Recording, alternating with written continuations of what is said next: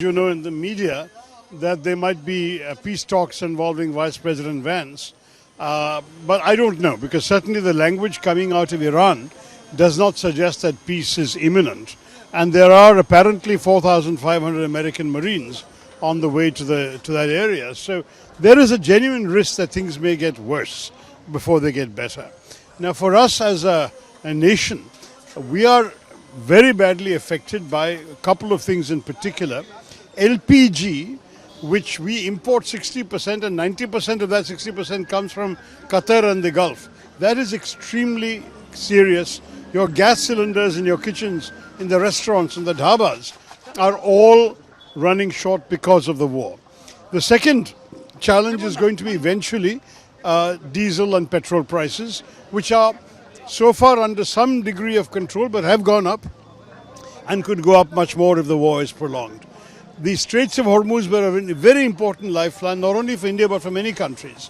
And that lifeline is potentially squeezed. So Iran has listed us amongst the so-called friendly countries whose vessels they're willing to put through for a toll. So that's the toll is also going to increase costs and prices. There are many factories that are affected by lack of LPG. Factories, I've heard that in Surat, the ceramic factories are closing. In South Korea, there are some factories that have gone on a 4-day week. There are many such problems in many parts of the region which are affected by lack of energy supplies. It's a reminder of how interdependent the global economy is. We are all connected to each other. We have interdependence but without trust. And in these circumstances, we are unfortunately looking at a situation where every country is affected whether or not they have any side in this war. And for us, this is a very worrying thing. There are also larger issues we have in the Gulf countries. The Gulf Arab countries, where we have 9 million Indians living and working. How are their economies going to cope with all of this? Will our workers, who are a big source of remittances back home, will they be losing their jobs? We don't know. It's early days yet. But it is still worrying. This war has gone on from the 28th of February. We are almost a full month now. And when it began, people thought it will be over in a few days, like the previous year's Iran war. This year, the war has gone on for a full month, and God knows how much longer it will last.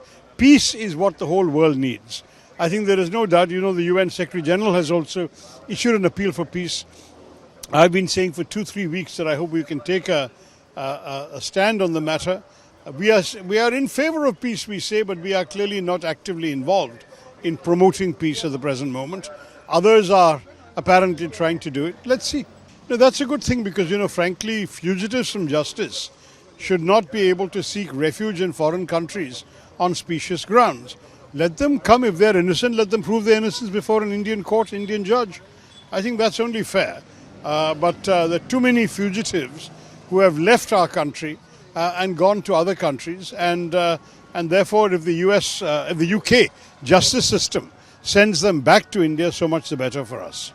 No, I think it's clear. When we are in the opposition, so we are not going to applaud that piece of news. But the truth is that for a country like India, it's important that that we understand that as a democracy, our governance represents and rests on popular support.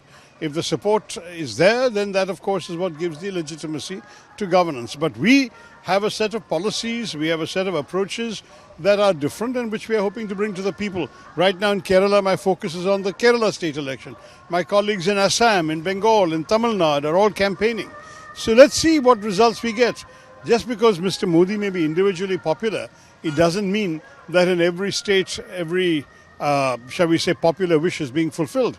People want change. Here in Kerala, people are looking for change. Sir, last question. Kharge says voting for LDF means voting for BJP. So my message is right now, the BJP is not an irrelevant factor in the state. What BJP is doing is really queering the pitch for everybody else because they are a 0-seat party in the assembly. And even if they get 1 or 2, 3 seats, they cannot make any difference to the future direction of the state. The real fight is between UDF and LDF. So a vote for BJP is a wasted vote. If you want change, the people who can bring that change are the UDF, not the BJP. So vote for the UDF.